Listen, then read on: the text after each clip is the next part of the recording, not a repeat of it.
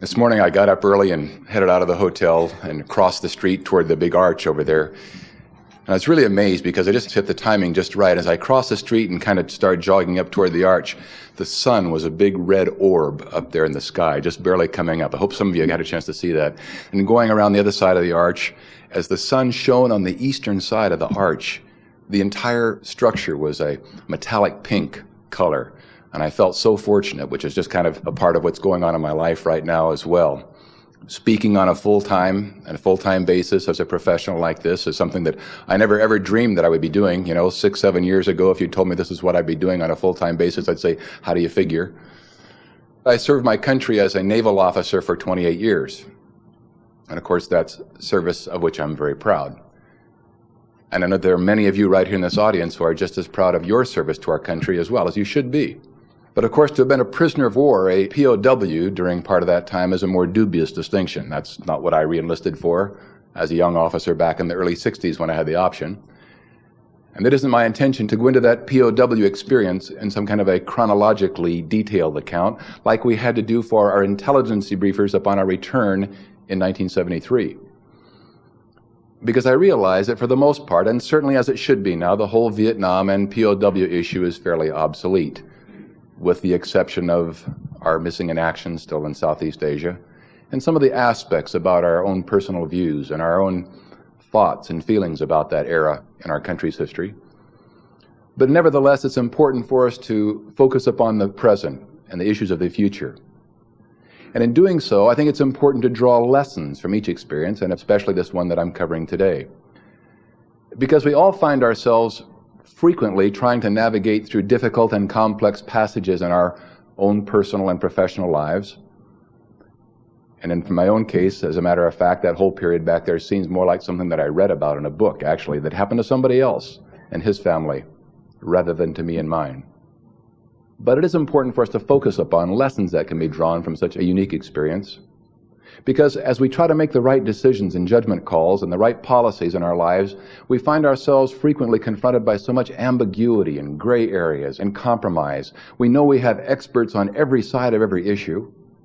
And about the time we think we have a decision or a policy in place, be it a professional decision, a managerial or parenting, a decision of our citizenship, you get another input to kind of go back and rethink the whole thing and start from scratch. And it's difficult sometimes to make those right decisions and judgment calls. So we have to extract those lessons from our past experiences in order to make the right choices. And that's where I would hope to focus our attention on some of these lessons that can be learned. Now, while I do that, if I don't accomplish anything else, I hope to make it so very clear to every single one of you here today how this experience from which I'll be drawing is so much more than just my experience or that of my friends in the other prisons and cell blocks of North Vietnam all those years, but really every one of yours. Believe me, you were there with us every day. You were there giving us the strength and the sustenance and the will to go on. And as we go along together, I hope that will become more apparent, more clear, how that could be. Believe me, I'm talking about our shared experience. 3rd of February, 1966. My crewmen and I were flying combat reconnaissance missions from the decks of the aircraft carrier USS Kitty Hawk, operating in the Tonkin Gulf off the coast of North Vietnam. Flying an airplane called a Vigilante, an RA-5C made by North American Aviation, much like the F-14 Tomcat that we've all seen Tom Cruise bopping around in Top Gun, right? You all saw Top Gun? That was me. Right. Bopping around F-14s, down through the streets of San Diego on my motorcycle, right. In any case, as we came across the last target on our planned route that day, the airplane was hit by anti-aircraft fire. And the hit itself wasn't spectacular, really no big explosion, just kind of a thump in the after part of the airframe, but I felt it. Realized we had taken the hit, so I turned the airplane toward the ocean, pushed my throttles forward into afterburner to get maximum acceleration. I wanted to get as far out to sea as possible, as quickly as possible, to enhance our chances of rescue by our own forces should we have to leave the airplane. So we found ourselves climbing out toward the ocean, accelerating, and as we did, I began to watch my hydraulic pressure gauges start to flicker and go toward zero. The warning lights were flashing on and off in the cockpit. I was losing my hydraulic fluid over the side where we'd taken the hit. An airplane like the Vigilante, like our DC-10s, as a matter of fact, require hydraulic power to steer, right? So as he crossed the beach going outbound, still climbing and accelerating, I watched the gauges go to 0, and the control stick froze in my hand, stiff, couldn't move it, and the airplane began to roll. Slowly at first, but I couldn't stop the roll, and then it began to wrap up more and more rapidly, and as it did, the nose began to drop down through the horizon, still accelerating. All I could see now was the ocean spinning around in front of us, and it became clear we couldn't stay with the airplane any longer. I called to my crewman who sat behind me. I called him on the intercom, "Eject, eject, eject." But I didn't hear him go. Reached up and pulled the face curtain my own ejection seat, which automatically ejects him first, ready or not, and myself a split second later. By this time, because the engines were working fine, we had continued to accelerate to a speed of about 680 miles an hour. 680. Can you imagine bombing down the nearest interstate highway close to home there in your convertible with the top down at 680? And stand up in the front seat. Give you some small idea of the impact of that high-speed ejection. And it was so severe that I was knocked unconscious immediately. I suppose, I'd thought back, if I had never regained consciousness, in effect, I'd know what it was like to die. That would have been my last memory, all the smoke and fumes in the cockpit from the initiation of that ejection sequence, then everything black as I hit the wind stream going out. When I came to, I was floating in the water, about a half a mile from the coast of North Vietnam. All of the automatic functions of my ejection seat and parachute opening device had worked properly. Unconsciously, I had released my oxygen mask, which kept me from suffocating. I'd released my parachute harness, which kept me from being dragged down as the chute was sinking in the water there below me. I had inflated my flotation gear that was keeping me up in the water. All of this with a broken forearm and a shattered elbow, dislocated shoulder, and many cuts and burns from the impact of that high-speed ejection.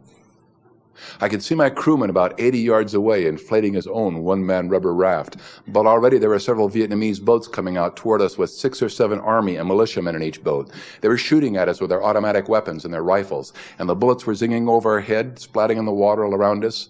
No airplanes overhead, no place to go or escape, and it became fairly clear that our capture was imminent. And indeed it was. The first boat reached me. They pulled me very roughly over the side and began stripping me of the survival gear that I had attached to my torso harness. But then while that was going on, before I even realized it, some airplanes did show up, a couple of our own attack airplanes from the Kitty Hawk, and they began rolling in and strafing the boats that had just picked us up, shooting at us with their 20-millimeter cannons, obviously not realizing that we had been picked up already and were in those boats. And I can recall pulling myself up along the shallow gunwale of the boat and watching the airplanes roll in, and the bullets bracket the bow of the boat, and then the stern, bow and the stern, rolling from both sides, strafing each pass, and the Vietnamese standing up in the boats, returning their fire with their own weapons. Finally, after 6 or 7 strafing passes like that, they broke it off. We reached the coast, jumped out in the water, ran across a wide sandy beach, dove behind a rice paddy dike to take cover, just as another airplane rolled in and fired a pack of rockets, which blew all those beached boats to splinters. And that was my introduction to North Vietnam. Sometime in that battle for our capture, as it turned out, my crewman, also my good friend, was killed. And to this day, I'm not exactly sure how, either killed by our own airplane strafing by mistake, all the more tragically, or maybe by the Vietnamese out of excitement or revenge, or maybe the boat that had taken him in was capsized or sunk. I'm not sure, I just couldn't keep track. But I never saw him again, and I'm sure that he died that day.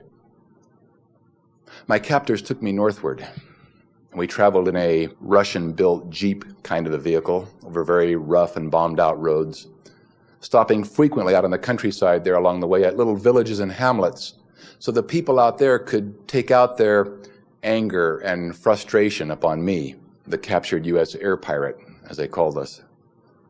Traveling northward there, as the vehicle would sometimes come over a rise in the road or around a corner, and I could peek down beneath the blindfold they would usually put across my eyes and look out ahead and see a bunch of buildings coming up which might look official.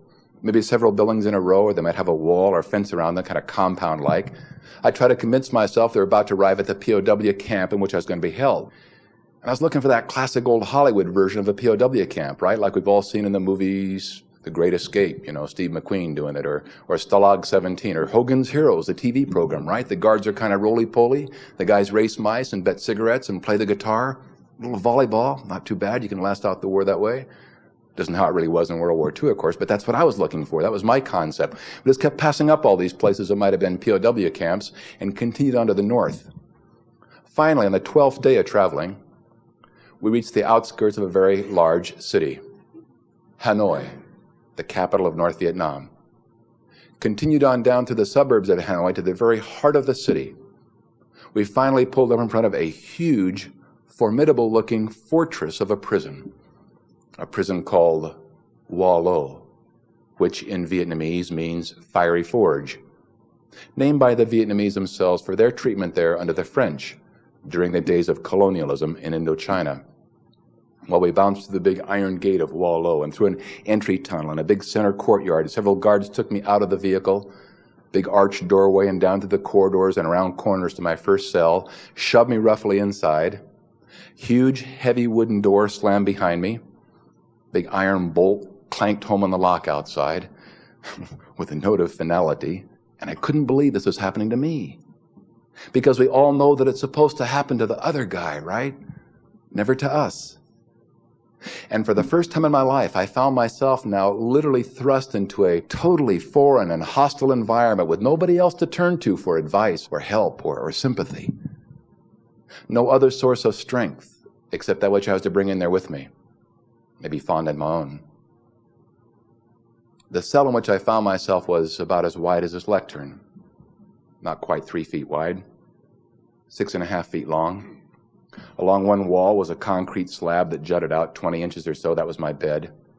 The foot of which was a set of ankle stocks, wooden on the bottom, a heavy iron manacle that came down across the top, locked in place with a big rusty padlock.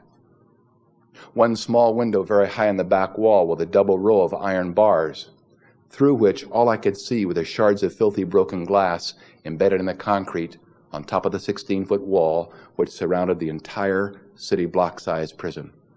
And of course, barbed wire stretched on top of that. A small tin bucket in one corner of the cell to take care of all my physical requirements. A piece of yellowed paper plastered to the wall next to the door with all the prison regulations very clearly delineated there in English. And all designed specifically to make it impossible for me to also obey the American fighting man's code of conduct. Those 6 articles that prescribe our behavior for those circumstances, like a checklist. And of course, the communists knew very well what our code said. That's why they designed the prison regs the way they did. Couldn't possibly obey them both. It was a classic tripwire setup. And you know, that old cell just reeked of the human misery that had been there before me. Decades of human misery. And in those earliest weeks and months, when the interrogations and the extortion and the pressure were the most intense, I want to get back to my cell sometimes and kind of take a big breath, lick my wounds, get ready for the next time that those keys would rattle outside the door at the wrong time of the night. You knew you were up again. It's your turn. You can be sure that I prayed a lot. But I began to realize that the nature of my earliest prayers was really kind of futile, kind of useless. Because I seemed to be expecting God to do everything for me rather than take enough of an active role to do something for myself. One of my first prayers was futile to the absurd. I can remember specifically praying, God, if you just give me those last 5 minutes to fly over again, I'd sure fly somewhere else, for starters. Not very productive at that point. Or futile in the sense that I'd say, God, I don't care how it happens, but please let there be a military victory in the South or a political settlement or a prisoner exchange. Somehow get me out of here. Back to my country, back to my family. Because I just don't know how long I can endure in these circumstances. And if I'd known at the beginning that I was going to be there for more than 7 years, I don't know what I would have done. Finally, I began to quit saying, why me, God? And I began saying, show me, God. Show me what I'm supposed to do with this experience. What are you preparing me for? How am I supposed to use this? Help me to use it to go home as a better, stronger, smarter person in every possible way that I can, to not just survive the experience, but to go beyond survival, to return to capitalize upon it, to use the preparation. I'd pace back and forth in my little cell each day, 3 steps in turn, 3 steps in turn. We call that the Hanoi Shuffle. Walking several miles a day that way, literally. As I would, it would occur to me that someday, whenever I returned home, maybe there would be opportunities to share something about this experience. Of course, with my own family and friends, I never really dreamed that there might be opportunities like the ones that I've had, like this one today, for example. But you know what? Ask myself there, what are you going to say? How can you condense the essence of an experience like this into 40 or 50 minutes and say anything that really makes very much difference at all? I didn't know the answer to that question the whole time I was in prison. It never really occurred to me until I was repatriated in February of 1973, 7 years and 9 days later. I came home and I looked around and I saw that so many changes had occurred in our country during those 7 years. Changes in my family, of course, military, Navy, our society. Some for the better, but boy, many for the worse, I felt. And it didn't take very long to figure out that probably the very key to my survival all those years in prison, and for most of my friends as well, was going to serve me just as well as a key to survival right here at home on a daily basis for the rest of my life. And the key was simply faith. Faith. I know when I say faith, we automatically tend to think of spiritual faith, religious faith, and that's natural. That's the vehicle by which many of us know about our ability to believe in the things that we can't touch or hear or see. Just have to believe they're there. Take it on faith, as we say. But in this context, I'm talking about 4 aspects of faith. First of all, faith in ourselves. Faith in ourselves in the prisons in North Vietnam to simply recognize and pursue that duty. Seldom perfectly, but always to the very best of our ability. Second aspect of faith, faith in one another. Faith in the people with whom we work, the people that we love. Faith in those men in the other cells around me there, men upon whom I depended and who in turn depended upon me, and boy, I mean sometimes desperately.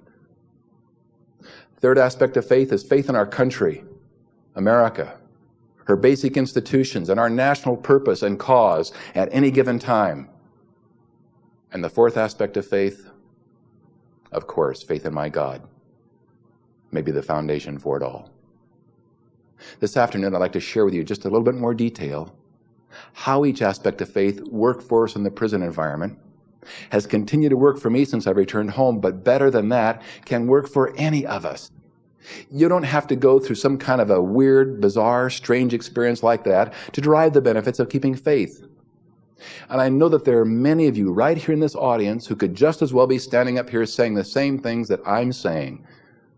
You who have gone beyond just surviving your own personal tragedies or professional setbacks.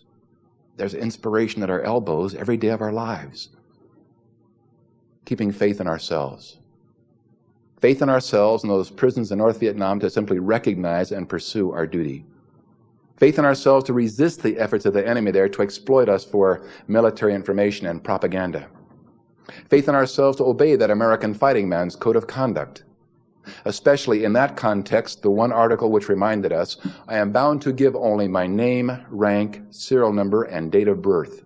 I will evade answering all further questions to the utmost of my ability. And yet faith in ourselves when after months and months, and as it turned out, years and years of pressure, extortion, and torture, you found you couldn't possibly stick to those 4 items. And dying wasn't an option. Faith in ourselves at least to learn how to minimize the net gain the enemy could achieve by having us there at his total mercy for such a long time. Faith in ourselves to do all the things we've all been educated and socialized not to do all of our lives. How to lie and deceive and be as sly and wily and slippery and clever as you could be. Faith in ourselves to become good actors. We learned they couldn't extort from you that which you could convince them that you didn't really know. But failing that, faith in yourself to simply bounce back every time you found yourself down and hurting and frustrated and scared, to gut it out, hack it, be as tough as you could for as long as necessary. Faith in yourself to pursue your duty, to not just survive the experience, but to go beyond surviving, to survive and return with honor. Faith in ourselves physically and mentally. We all know, of course, there's a linkage between our physical and mental health and our ability to pursue any objective or achieve any goal. Walking those several miles in my little cell each day just to maintain the muscle tone in my legs, or doing push-ups and sit-ups in the little concrete slab there, at least as many as our diet or injuries would allow at any given time. Staying in as good a physical shape as possible. Learning to appreciate the value of good physical conditioning. And faith in ourselves intellectually as well. Sometimes it seemed like in that intellectual vacuum, it would have been as easy to let our brains atrophy from lack of use. Did just the opposite. Devised all kinds of ways to stay busy and active and vital and involved with one another. But first of all, in retrospect, as it turned out, every man went through a period of very deep personal introspection, thinking about yourself. When was the last time you had the opportunity to take a day, let alone a week or more? No newspaper, no telephone, no TV, no inputs, and just think about yourself. How you got to where you are. How your life might have been different if you'd taken a different fork in the road back there along some of those decision points. Getting a feel for your own personal strengths, weaknesses, and acknowledging what you find. How best to maximize those strengths and minimize or work on the other. Learning how to appreciate ourselves and our own humanness. Maybe learning how to forgive ourselves. We used that time as productively as possible by learning everything we possibly could from each other. We did memory work, sharing our insight. We memorized the books of the Bible and the capitals of all of our states alphabetically. Ultimately, every man had committed to his own personal memory bank the names of over 560 other American POWs, all alphabetized, going over them frequently. We used that time to learn everything by passing information through the walls. Any man who had any knowledge or expertise to pass on or share would do so. We studied foreign languages, sciences, mathematics. Every man there studied a foreign language, either French or Spanish or Russian, German, some Japanese. You know, I'd only studied Spanish in high school. While I was in prison, I learned so much French through the walls. When I returned, went to UC Berkeley pursuing a master's in political science, they gave me 2 years of credit just by examination for the French that I'd learned in Hanoi. I was average. I'd figured since I could survive 7 years in a communist prison, I could hack 2 years at Berkeley, too. I was almost wrong. We also used that time productively by memorizing and composing and really appreciating poetry. As it turned out, one of my Air Force friends, there was a real godsend. Maybe some of you can relate to this. Every year when he was a youngster, his mom had forced him to learn a brand new poem to recite to their annual Thanksgiving family reunion, and he hated it. But like most moms, she had the hammer, so he did. Better than that, he retained so much of that poetry, and he began to dredge it up out of his past and share it with us, and he inspired the rest of us to go back into our past and to remember the poetry that some mean old English teacher had forced us to learn back there along the way. We began to appreciate it so much. He passed some of the classic poetry of Rudyard Kipling, poems like The Ballad of East and West and Gunga Din, poem If, Alfred Noyes' old classic, The Highwayman, and many of Shakespeare's sonnets and quotations from his plays. And the poetry began to mean so much to us because of the beauty and the strength that it provided. But you could only get a couple of verses each day because of the tediousness of communicating, and it got to be just like a TV soap opera. I mean, you could hardly wait for the next day to get the next verse, to find out what Bess, the landlord's dark-eyed daughter, and the highwayman were up to in the old inn yard.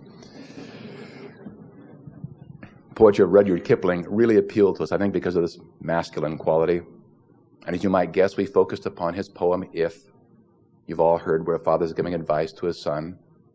Could as well be to his daughter nowadays.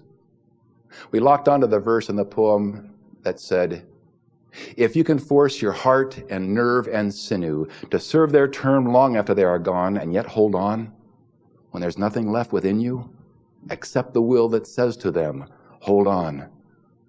Hold on. We're also inspired by a poem called Invictus by a man named William Ernest Henley, part of which says, out of the night that covers me, black as the pit from pole to pole, I thank whatever gods may be for my unconquerable soul. In the fell clutch of circumstance, I've not winced nor cried aloud. Under the bludgeoning of chance, my head is bloody, but unbowed. It matters not how strait the gate, how charged with punishment the scroll, I am the master of my fate. I am the captain of my soul. Sound familiar? And so are you the captains of your soul. We're so inspired by that poetry that we all began to compose our own. I say compose as opposed to wrote because we had no pencil or paper.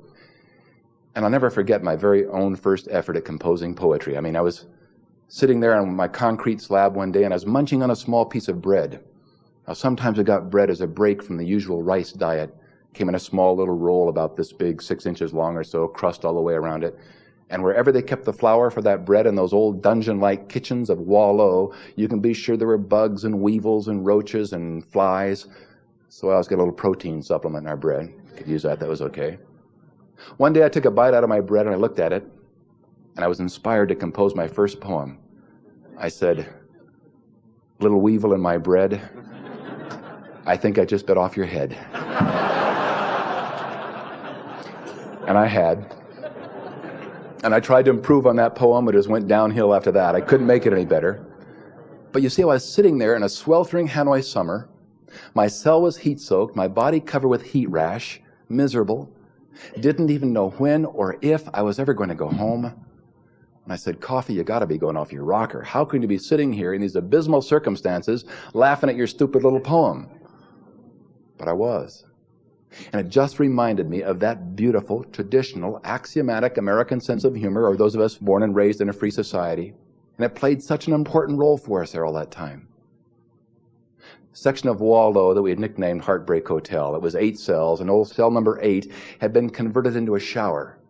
They'd run a rusty pipe up the wall and bent it over the top so the water could run in your head.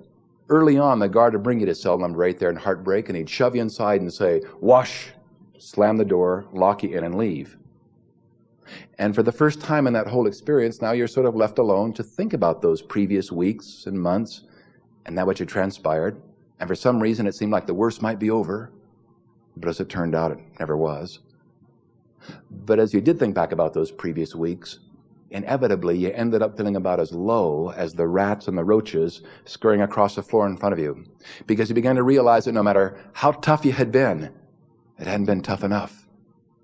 No matter how well you had done, it hadn't been good enough. You hadn't met your own personal standards and expectations. And you're so disappointed. You're devastated. Start stripping off whatever you might be wearing by now. Maybe just the remnants of your flight suit. Turn on the rusty faucet on that old pipe there in front of you. And hang onto the pipe as the water began to run over your head. Head down kind of pensively. And pretty soon you'd look up. And right there on the wall in front of you, at eye level, scratched indelibly by some other American who'd been there first, were the words, "Smile, you're on candid camera." And you couldn't not. You'd kind of smile, you might laugh, and you'd shake your head clear, and you'd get your feet back up under you, and resolve to keep faith in that sense of humor. To keep faith in your own priorities and values and sense of duty and purpose. Faith in yourself to keep gutting it out and hacking it and being as tough as you could for as long as necessary. To pursue that duty, seldom perfectly, but always to the very best of your ability. Faith in ourselves to survive, to go beyond survival, and return with honor.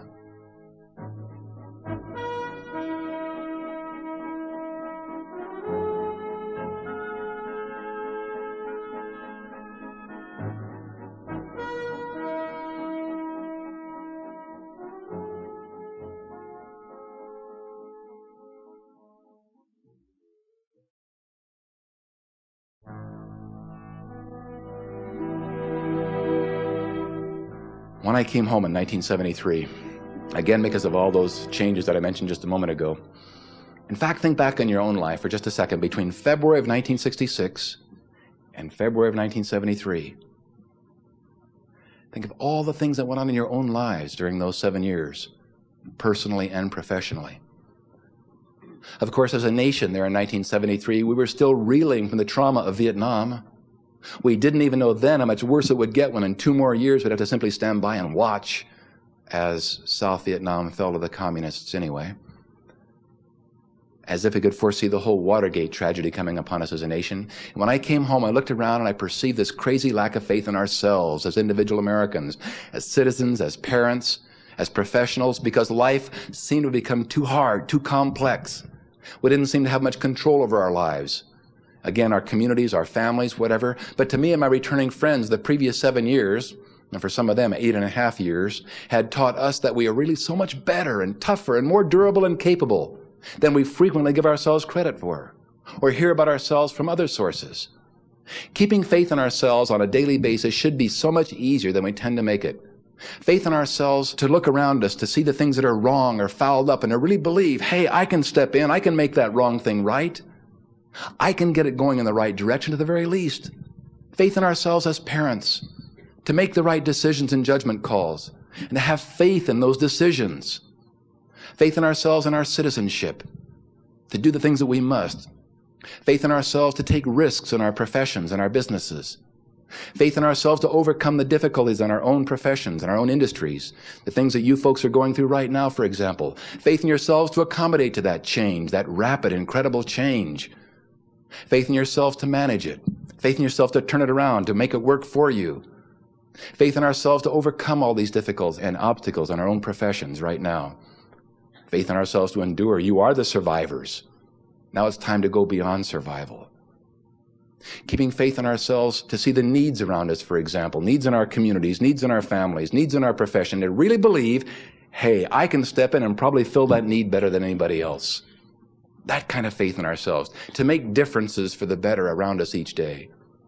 Faith in ourselves in that same respect, to simply plant our feet somewhere firmly and finally in this otherwise sea of ambiguity and gray and compromise and all these experts, and say once and for all, unequivocally, that's right and that's wrong, and I know the difference.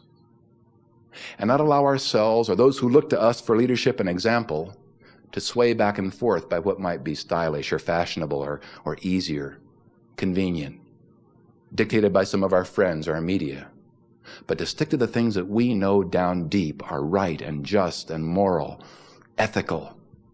How about faith in ourselves to simply cope with the prison-like aspects of our daily lives sometimes? Certainly none of us in this room are totally free to just go or come or do as we please. We're all constrained by the responsibilities and the consequences of every decision or commitment or vow, promise that we might have made back up the pike somewhere. And as much as we might sometimes tend to wish that we were somewhere else or doing something else, or that our circumstances were different, that we'd chosen a different profession, realistically, for now, perhaps change might not be forthcoming. We should pursue change when we can. Sometimes it's a matter of state of mind. But sometimes we simply have to gut it out, right? And hack it and be tough. And to bounce back every time we find ourselves down and hurting and frustrated and scared. To gut it out, to hack it. Faith in ourselves to do whatever we have to do as we each try hard to pursue our own duties at every level in our lives. Keeping faith in ourselves to do the things that we simply have to do because we can, like we did in Hanoi. Faith in ourselves. Second aspect of faith, faith in one another. Our motto there in the prison system was very simple. Unity over self. Unity over self. U.S.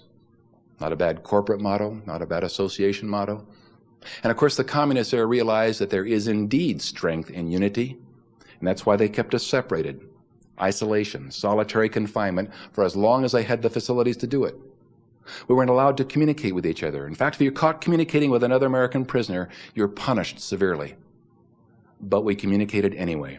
Covertly, secretly. We became compulsive communicators. It really sort of became the symbol of our collective strength and resistance, and it really does illustrate how you can overcome difficulties and obstacles with originality and innovation and persistence and creativity. I want to share with you briefly how we did that communicating. By tapping on the walls from cell to cell, sometimes cell block to cell block. We called the system tap code. Now, tap code was based upon 25 letters of our alphabet. We throw away the letter K, because we can use a C interchangeably. Makes the same sound enough at the time. Arrange those remaining 25 letters in 5 rows of 5 letters each, 1 row on top of the other. As you're looking at it, it'll be A through E in the top row, F through J in the second row, and then the third row of 5, and the fourth row of 5, and the fifth row of 5, putting Z in the lower right-hand corner. Now that gives me 5 horizontal rows and 5 vertical columns of letters, all in the same square, right? A is up in the corner, first row, first column. So if I want to tap an A in the wall, I tap. Once for the row, once for the column, so A is 1 and 1. B is in the first row, but the second column over. 1 and 2. C, first row, third column over. 1 and 3. F, second row, first column. 2 and 1. N is right in the middle of the square, third row, third column. 3 and 3. Z down here in the lower right-hand corner would be fifth row, fifth column. We tapped so much in those early days, we got calluses on our knuckles. And the guards would wise up. They would grab your hand. When you come in to inspect your cell, they'd grab your hand. If you had calluses, you're guilty. You'd be punished summarily. So we began to wise up and tap on the walls with rocks or pieces of metal, something hard to sever those calluses in the unnecessary punishment. Maybe you'd come back from an interrogation, and the interrogator might have let slip some news going on here at home or out in the world, and of course you'd be anxious to share that news with the rest of the guys in the cell block. So as soon as a guard closed the door and locked you back in, you go over to the wall, you call up your buddy in the next cell. Naturally. Of course, he'd respond. And you pass on the news, wait a few minutes, put your ear back on the wall, and now that whole cell block would sound like an office full of professional secretaries pounding on their typewriters as the news was being passed from cell to cell to cell to cell. I mean, you'd spend hours on the wall with the guy next door each day. You would literally get to know and love him like your own brother. You'd know about his hometown and his family, his hopes for the future, but you wouldn't even know what he looked like. You wouldn't have a chance to meet the guy and shake his hand, or more likely, really hug him, for 3 or 4 years off in the future sometimes. TAPCO is very versatile. It can be used in many different ways. Sometimes you get a bucket of water to slosh out the concrete deck of your cell. You take the water and you throw it down there. You take a stiff bamboo broom to sweep the water out the little rat hole at the end. You take the broom and go swish, swish, swish, swish, swish, swish, swish, swish, swish, swish. Communicate to the whole cell block at once. That was gravy. You'd tell jokes and funny stories about the guys next door. Real good for our morale. Small prison complex on the outskirts of Hanoi where calm was very difficult because every cell was a separate little hut. There were no common walls through which to tap. But like every place else in North Vietnam there, every morning somebody had to chop the wood, to build the fire, to boil the water, to drink. Every morning a different American was out at the wood pile. Chop, chop, chop, chop, chop, chop, chop, chop, chop, chop, chop, broadcasting to the whole Vietnamese countryside. Anybody could listen. But every American in every cell was listening in, being kept apprised of the senior officers' policies or what the Vietnamese were up to in their interrogations. And you're drawing strength and sustenance just from the contact and the continuity that it provided. I guess the ultimate refinement of TAPCO was something that we developed there that we called vocal tap. And this is where you translate those taps on the wall, 1 through 5, to the everyday noises that we make as people, anyway. And it translated like this. Again, 1 through 5.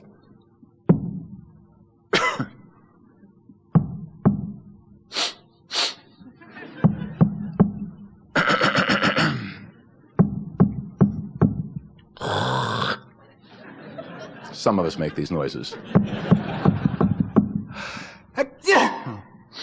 So you could cough and sneeze and hack and sniff in order, see, and communicate at will. It took a little longer, but you could always do it. I mean, the guards were always spitting and hacking anyway. They had no idea we were communicating. I was in a tiny courtyard one time waiting to be interrogated, a guard about 6 feet away from me, his AK-47 rifle slung over his shoulder. And the guy in the cell behind him, who'd been shot down a couple of months before, brought into the comm system, through a very high window, I could hear this guy coughing and hacking and sniffing and spitting. I mean, he sounded like he's about to die of pneumonia, right? He was telling me that just before he had been shot down, the Miami Dolphins had gone to the Super Bowl. And I thought that was great, but I've been in prison so long, I didn't know what the Super Bowl was. If you can believe that. But see, communicating, making it a sacred obligation to bring each new man into that comm system, teaching everyone how it worked. Maybe writing a note on a piece of paper, writing with a burnt matchstick or a piece of red brick, drawing out that little matrix and leaving it someplace we knew the guy would find it, or whisper the instructions under the doors in the same wall, or window to window, or if necessary, shout it across the courtyard. Risk the punishment, but making sure that every new man could use that comm system, because sooner or later, for him or somebody near him, it could really be a matter of life or death. When the guy next door, your buddy, when he was over there down and hurting and being punished for whatever the reason, you get up to your wall frequently and you tap to him, GB, which means God bless. And he knew that that also meant, be tough, babe, hang in there. I love you and I'm praying for you. You bet you were. And then when he knew that you needed him, he'd be up for you too, every time. Each night when things quieted down, before we went to sleep, you'd always tap to the guys on either side. Maybe they tapped you first, it didn't matter. But you would always exchange GN, good night,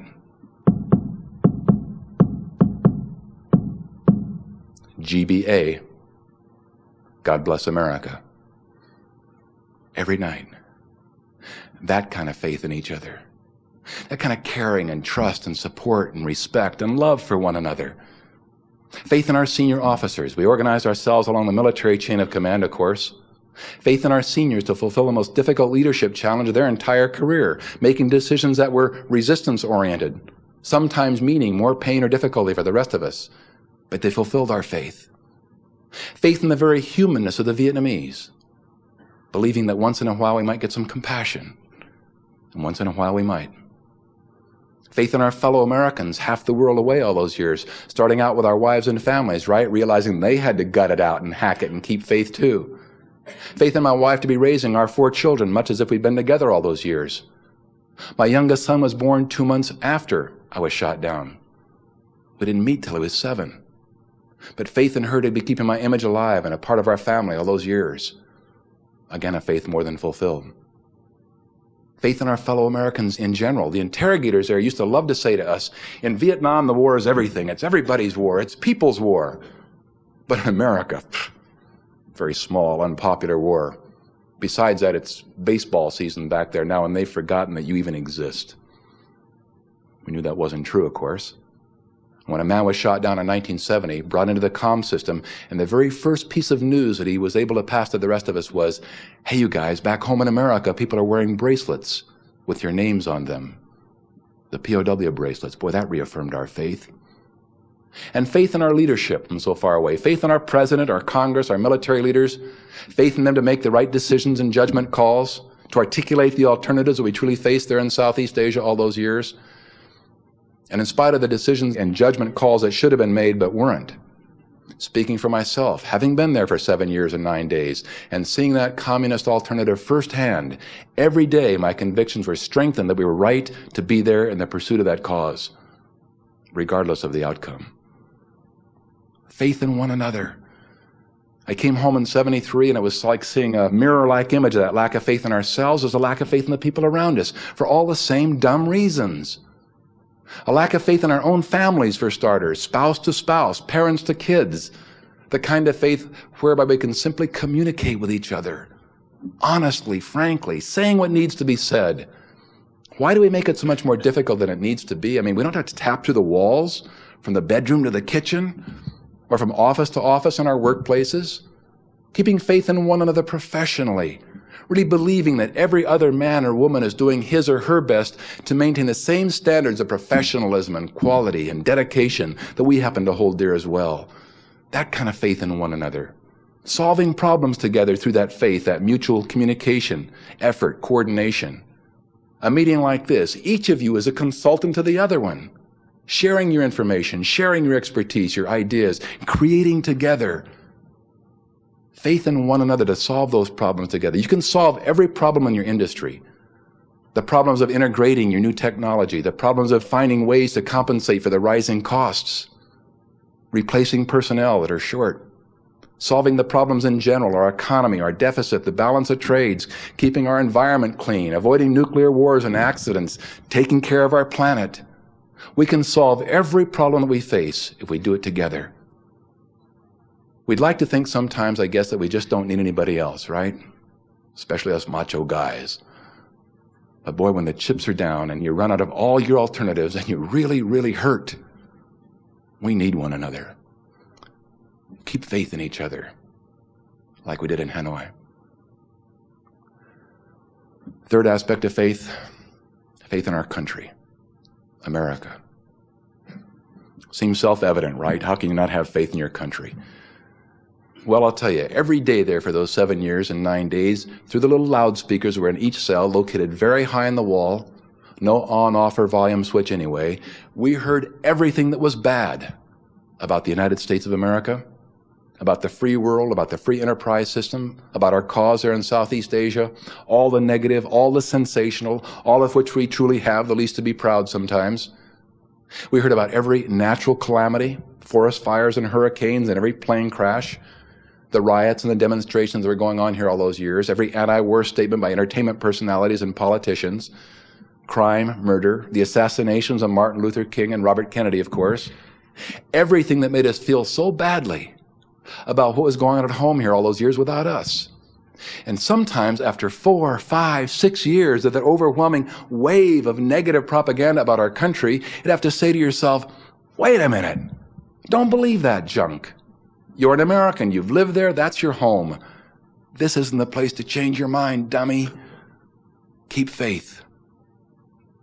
And you know, you reach into your past and you might latch desperately to the words that some high school history or civics teacher might have once told you about all the reasons that our country has been able to stay strong and endure for almost 2 centuries at that point. You might recall something your scoutmaster or a coach somewhere along the way, or maybe your priest or minister or rabbi had once told you about all the reasons to be proud of our country and the freedoms that we guarantee, not only for ourselves, but for so many of the people in the world. You might recall something your uncle who'd fought in World War II or your aunt who'd worked and waited had told you about all the reasons to flat out sacrifice for our country. Not just for the geographical security and integrity of America, that of course, but to be willing to sacrifice as well for the very principles of freedom and human dignity which have become synonymous with the word America. Keeping faith in our country and our cause was difficult there sometimes. But we did.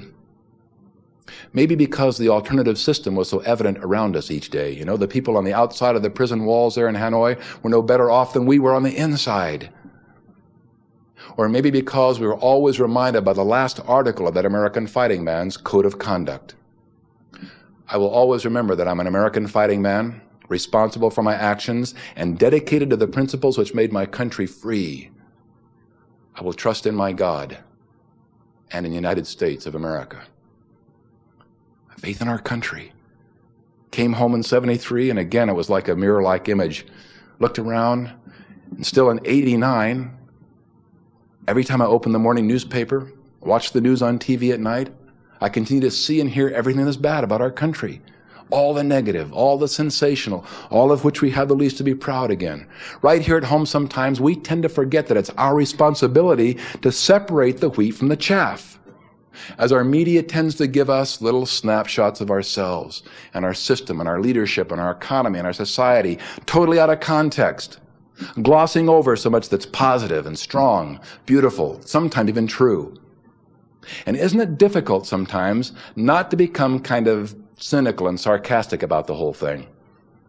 And isn't that ironic when you stop to consider that we are constantly surrounded by reminders that we continue to live in and make work the most democratic form of government, the freest, most powerful, yet charitable and merciful that has ever existed on the face of the earth.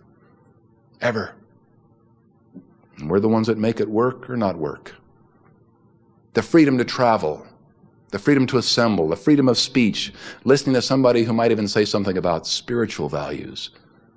Coming together like this to exchange ideas freely, no oversight, no monitoring.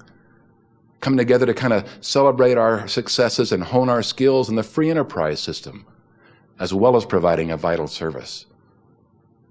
I was flying from Hawaii a while back, and I happened to sit next to a businessman from Indonesia. We were talking about America's role economically, so on, militarily. And he kind of summarized our conversation when he said to me, really sort of offhandedly, well, you know, I suppose if it weren't for America, there probably wouldn't be much freedom left in the world. If it weren't for America, there probably wouldn't be much freedom left in the world. Indeed, given the last 60 to 80 years of modern history, if not for the sacrifices and dedication of Americans just like you and me and our parents and grandparents before us, and with the help of our allies in the free world, there wouldn't be much freedom left. Stop and think what it would look like if it weren't for us. And if we can't keep faith in our system and its future in that context, I think we just don't have our eyes open. Keeping faith in our country, right here at home, every day of our lives, in spite of those inputs which might tend to lead us to the contrary. Faith in America, like we kept in Hanoi. Finally, the fourth aspect of faith. Faith in our God. Again, perhaps the foundation for it all. The first 2 English words that I saw scratched on the wall of a cell there by some other American prisoner who'd been there before me, in fact, it was now retired Air Force General Robbie Reisner, very active in Texas and Oklahoma in the governor's drug and alcohol abuse programs. Robbie scratched 2 words in the wall with an equal sign between them. And his little formula was very simple. God equals strength. God equals strength. And for me, it really worked. I was never, ever alone. I could always find just a little bit more strength when I needed it. And every man there had his own personal, spiritual routine on a daily basis, but for sure, every Sunday morning, the senior officer in each cell block would pass a certain signal on the wall, church call, wait a few minutes for it to circulate down to the rest of the cells, then every man would stand up in his own cell, if he were able, and at least in some semblance of togetherness, we'd all recite out loud the Pledge of Allegiance to our flag, the Lord's Prayer, and frequently the 23rd Psalm, focusing, as you might guess, upon that part of the 23rd Psalm that says, Thou preparest a table before me in the presence of mine enemies. Thou anointest my head with oil, my cup runneth over. And as we looked at the Vietnamese officers and guards who kept us there every day, we realized that in spite of the fact that it was we who were incarcerated, it was our cup that runneth over.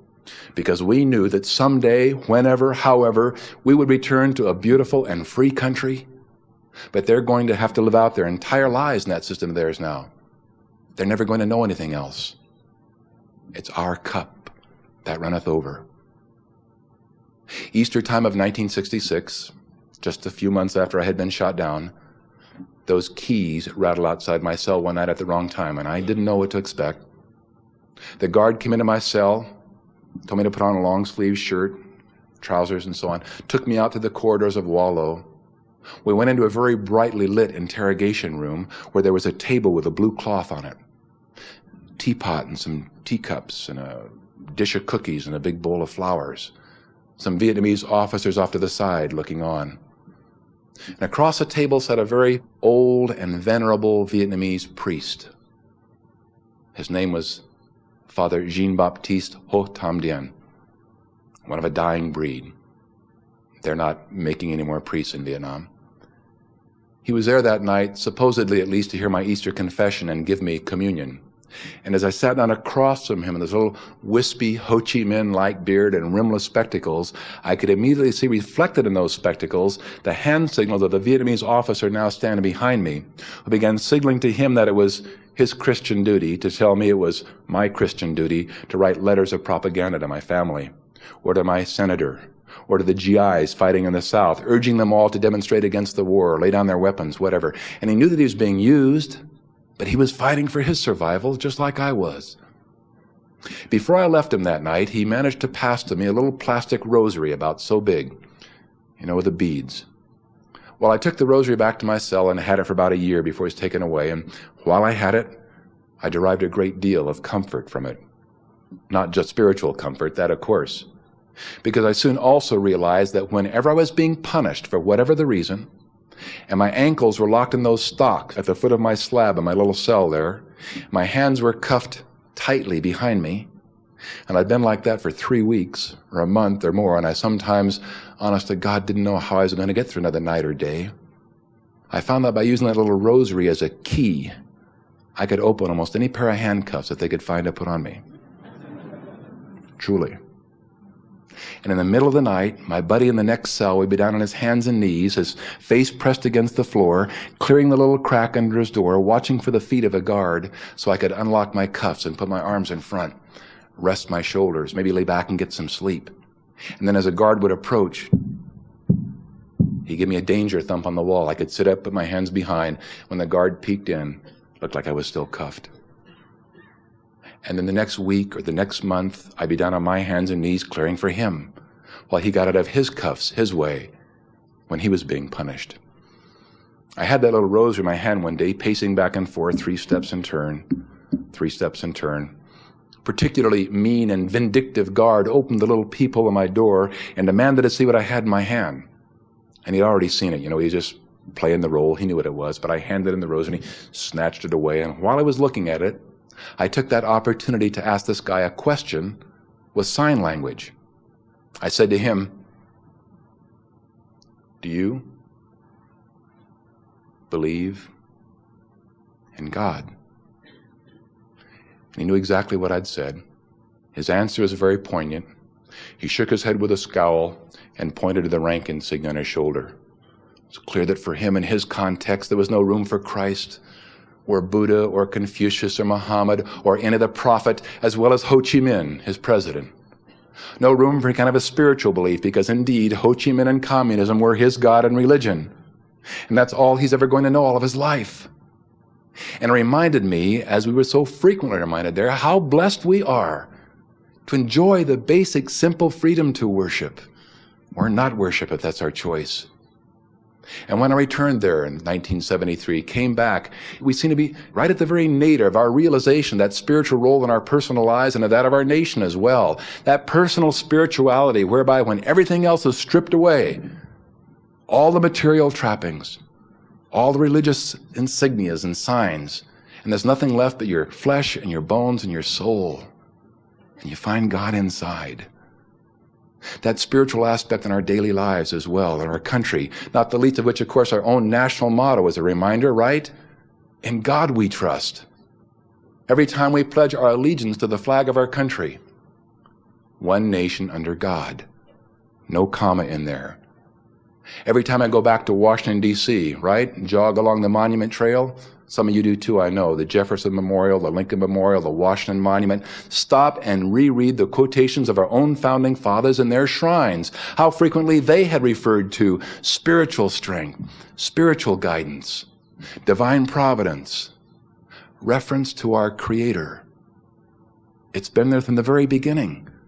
They knew what they were talking about. It's the very spark which helps to set us apart as a nation.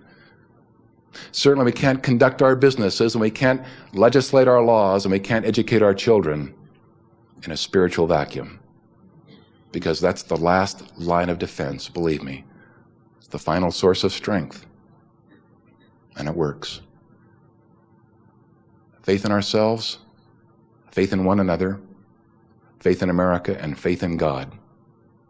Literally the key to my survival of those years, and for most of my friends as well, but better than that, can work as well for any of us if you simply believe it and stay alert, stay sensitive to that.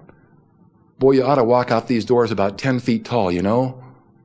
Because if you believe it and you keep faith in yourself, you can do any darn thing you have to do. You cannot just handle those decisions and judgment calls and those personal involvements, those tragedies and setbacks. You cannot just survive them, but go beyond surviving them, to use them positively. With faith in yourself, a new sense of faith in one another, really believing that we can absolutely handle and solve every problem we face, because we can. A new awareness of the environment provided by the system that we live in.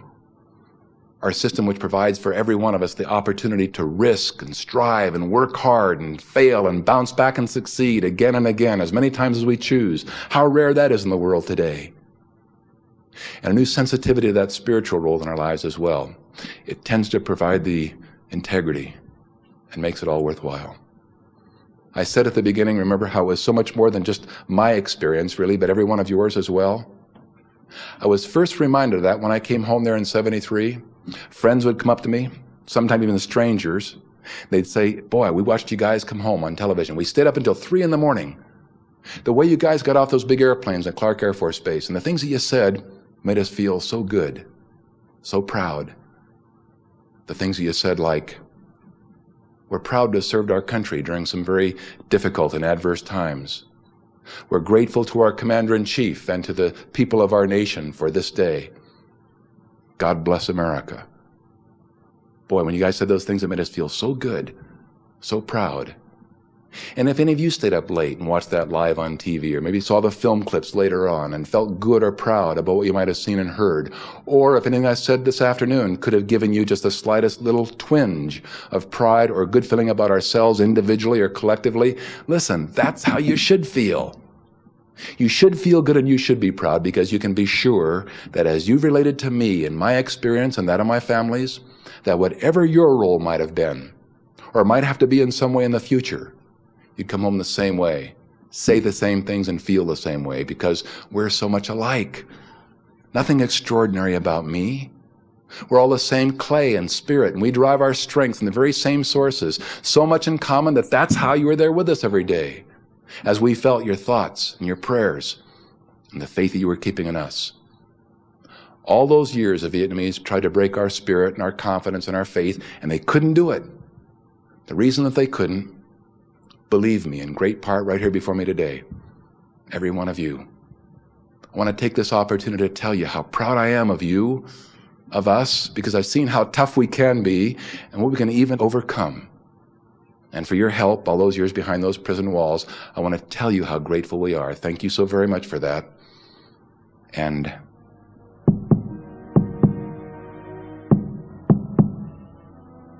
God bless.